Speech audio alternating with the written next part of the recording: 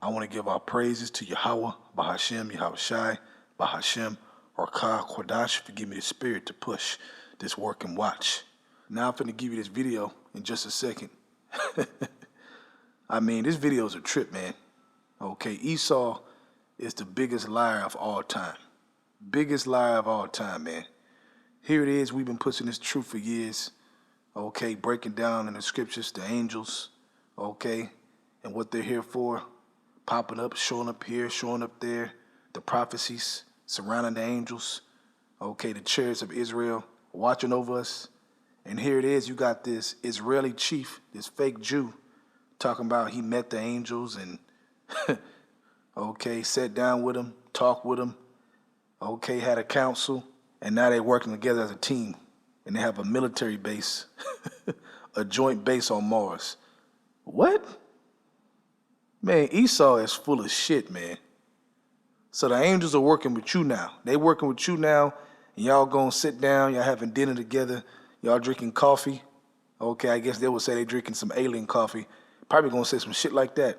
They sitting down talking, Esau got his suit on, the aliens got their alien gear.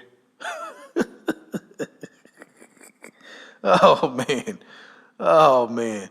Esau is only doing this because we out here preaching about the chariots and about the angels, man, and breaking down the scriptures. So he wants to combat that and say, hey, you know what? We met him. Matter of fact, we in league with him. We got a military base on Mars, and we chilling together, hanging out, drinking sodas. Man, get the hell out of here, man. Anyway, go ahead and check out the video. Shalom. The big question, has the state of Israel made contact with aliens? Well, according to retired Israeli General Professor Chaim Eshed, the answer is yes. Eshed served as the head of Israel's space security program for nearly 30 years, and he says that Israel and the U.S. have both been dealing with aliens for years. Now, to clarify, this by no means refers to immigrants. Eshed is clarifying the existence of a so-called galactic federation, and the 87-year-old former space security chief told Israel's Ynet News that lots of agreements have been made between the aliens and the U.S. to try and research and understand the fabric of the universe. Well, apparently this has all been kept a secret because humanity isn't ready. And if true, it would coincide with U.S. President Donald Trump's creation of the Space Force as a fifth branch of the U.S. Armed Forces. Apparently, Trump knows about the aliens too. Well, we have our correspondent Ariel Levin-Waldman joining us to break down the veracity of this report. So first of all, Ariel, give us a breakdown of the most shocking revelations that Israel's former space security chief has made here. Well, you certainly covered the most shocking ones. The claim made by Professor Chaim Eshed is that we are not alone in the universe, and not only are we not alone, we're not even alone on our own planet. The claim is that we have been visited by extraterrestrial life who have set up a joint base of operations with the United States on Mars, buried beneath the surface. He also claims that astronauts from the United States have been to Mars and are working alongside the extraterrestrials at this Mars base.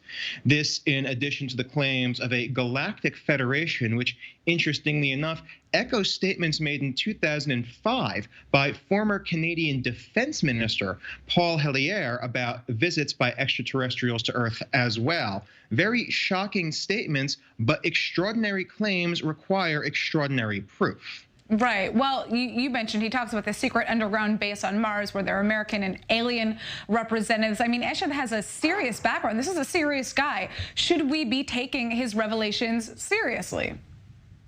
In the absence of such extraordinary proof, it's very difficult to take any of these claims seriously, at least not at its face value. One of the things you have to look at is just the laws of physics making things very difficult given the sheer size of space and the lack of any evidence that would directly implicate aliens in any contact in the United States or any nation on Earth. NASA's SETI, Search for Extraterrestrial Intelligence, has been for decades scanning the stars for any evidence at all, even distant radio signals, and has turned up very little things. With that in mind, it can't be ruled out as a direct impossibility. After all, in the past decade, upwards of 4,000 exoplanets have been discovered, and within 1,000 light years, 20 of them quite capable of sustaining life. With that in mind, even though the laws of biology and the laws of physics are the same everywhere, the chances of having any extraterrestrial visitor come here are extraordinarily low, given the sheer distances in space. Remember, 1,000 light years is much longer for anything traveling below the speed of light. And given that that is pretty much a hard-coded limit in the laws of the universe, anything coming from those distances is virtually impossible. Now, U.S. President Donald Trump has pushed forward the creation of the Space Force as the fifth branch of the U.S. Armed Forces. I mean, why is he doing this, and what can you tell us about this?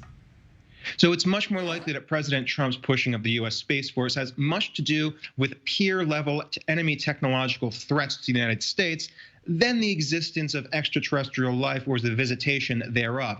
Over the past few years, we've seen China reveal multiple space-based weapon systems for taking out opponent satellites, and that would be United States satellites. Russia has also unveiled similar space-based capabilities.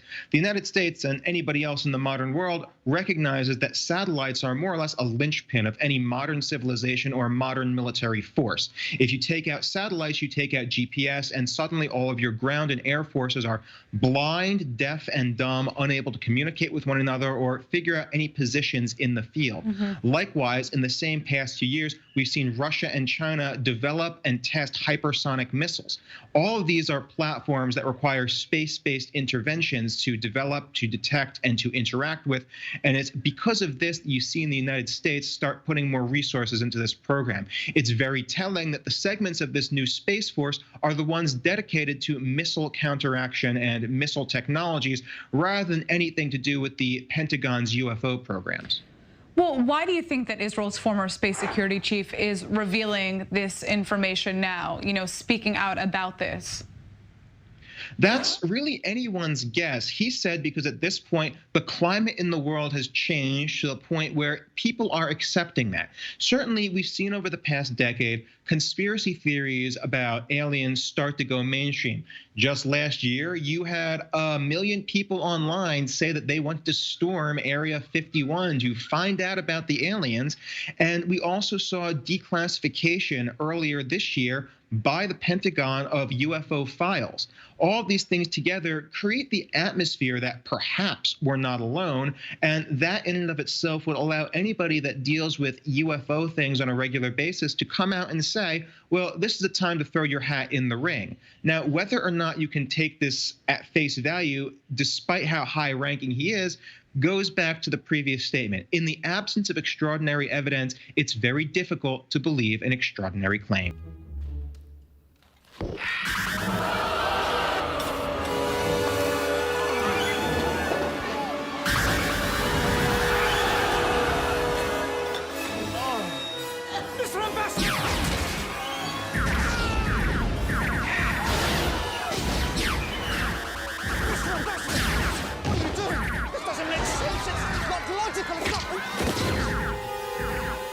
Guess it wasn't the dove.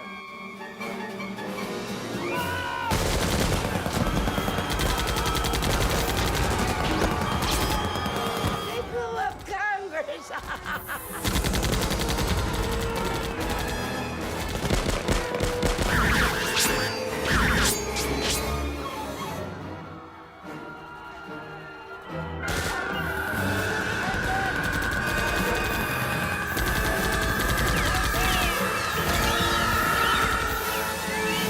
Do that for? Maybe they don't like him, the human being.